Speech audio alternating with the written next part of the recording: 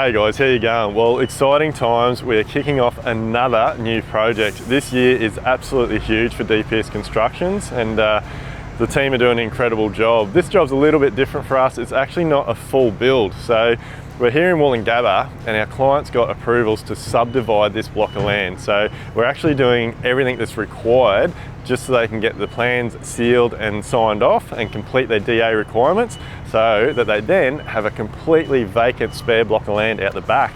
So exciting little project for us. This one should be a pretty quick one in and out. There is a lot of civil works that may delay things a little bit.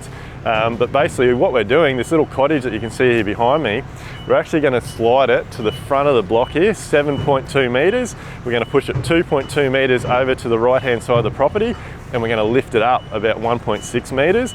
We're going to excavate all underneath it, re-stump it, put all the structural steel in.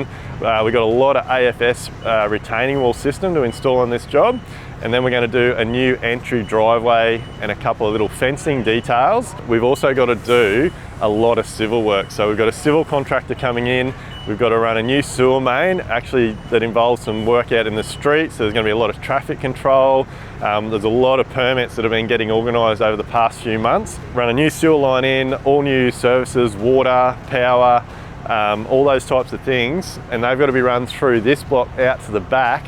So that's all part of the DA. So when you do a DA, you've generally got to get services to the new property.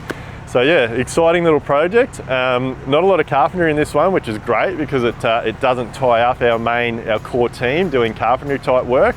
It's just a lot of supervision to supervise all the other trades, the house lifter, the civil contractor, and then we'll get in and do the concreting works to do all the retaining walls and stuff. We're not actually even doing a slab on the ground under this one. So all we're doing is putting some gravel down and some weed matting and making it all nice and tidy.